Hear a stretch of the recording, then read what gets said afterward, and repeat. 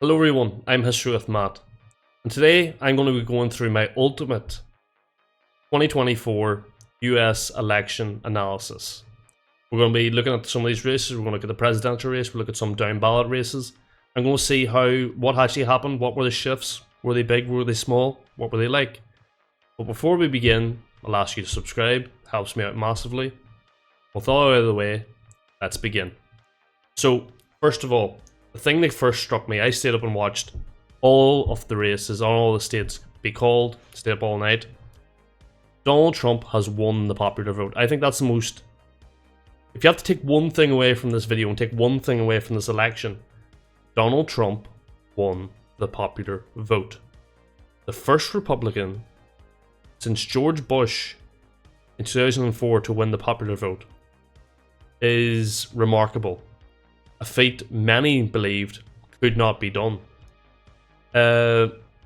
He has completed the most amazing political comeback in US political history. I think I've talked to people on the left and people on the right, and they've said, yeah, love or hate the guy, that's just the objective fact.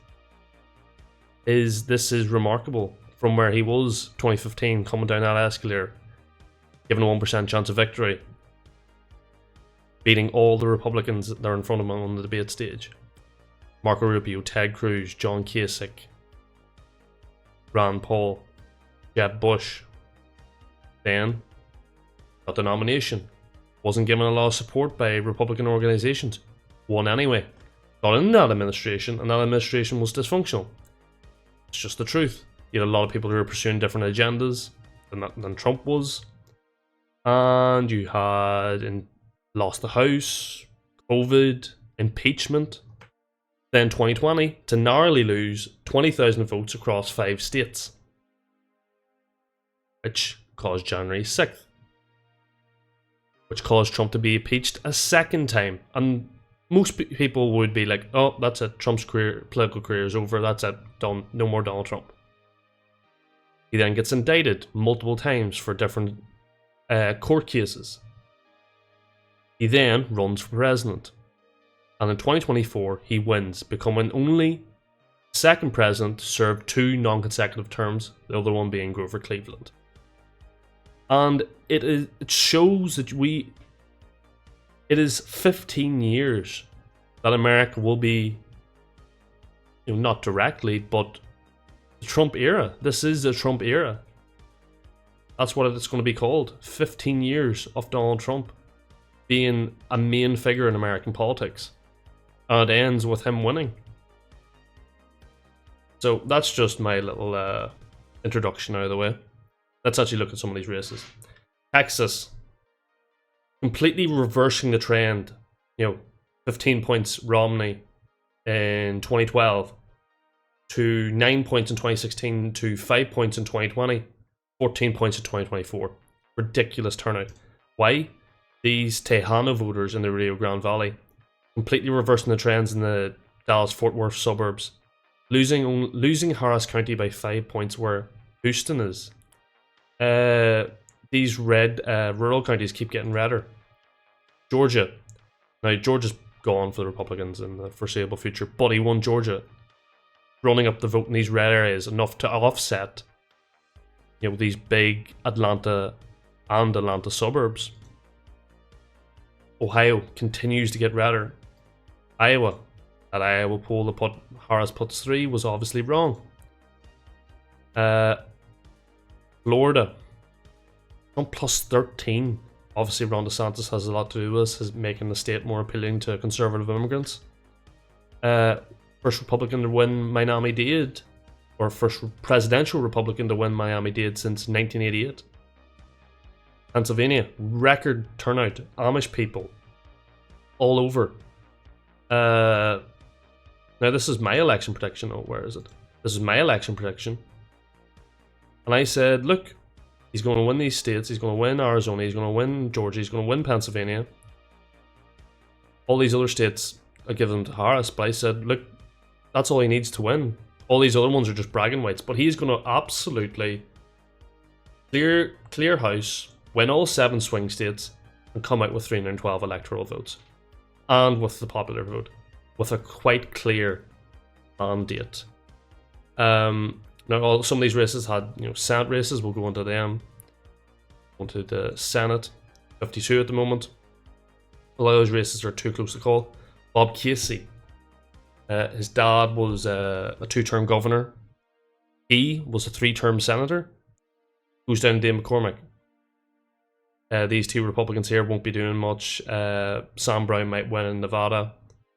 But 52 seats in the Senate for the Republicans. They flipped the Senate.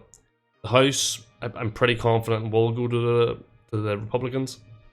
So Trump has Republican House, Republican Senate. He's doing fairly well. Now, we have to look at some of the crashouts. And one of the biggest ones that I got was Alan Lichtman.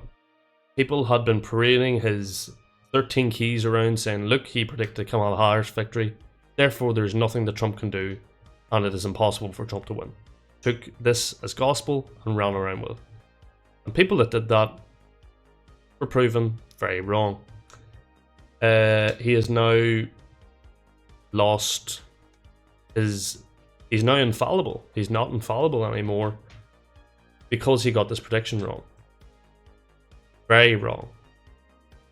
Now, what happened? How did Kamala Harris lose so much support? How did she lose the popular vote as a Democrat?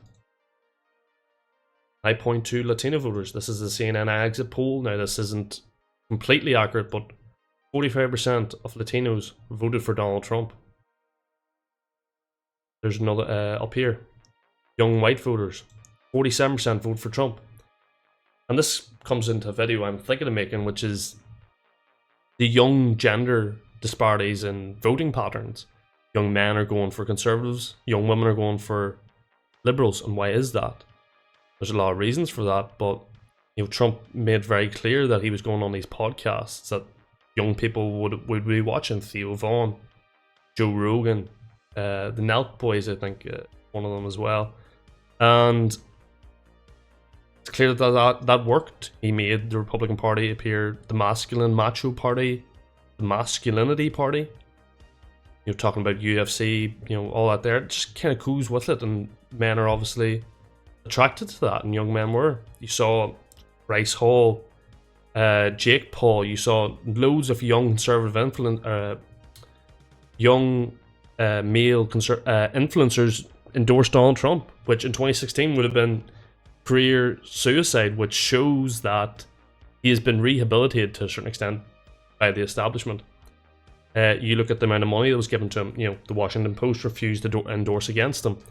His donors, Marian Adelson. This is going to take a more critical, to where I get critical of Trump. Absolutely amazing victory.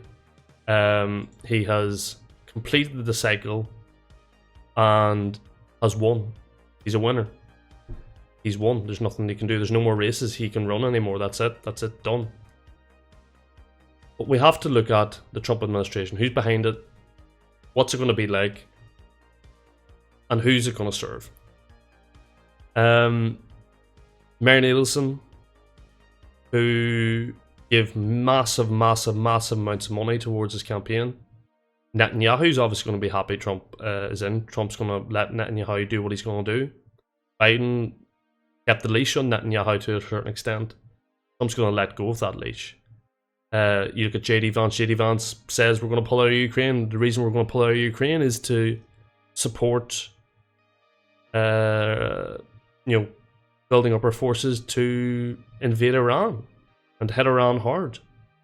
You look at Peter Thiel. Peter Thiel mentored JD Vance. You look at the Palantir stocks. You look at Dave Sachs, Bill Ackman. And this isn't the Trump of 2016. It isn't. And you look at the people who are going to be in this administration. You look at Howard Lutnick. You look at Brooke Rollins, Chris LaCivita. And you look at the people who are going to be hired. Probably Rick Grenell, Mike Pompeo. And that's going to be the Trump campaign. And that's going to be the Trump administration. But we'll wait and see. But at the moment, that's what I think is going to happen with the Trump administration. Elon Musk as well. Elon Musk came out and gave a lot of money to Trump and publicly endorsed him, and that obviously helped him to this massive victory. So that's my analysis of the election. If you like this more laid back sort of approach where I don't have a script, I'm just gonna give my thoughts, tell me in the comments. I've been History with Matt. Thank you very much for watching.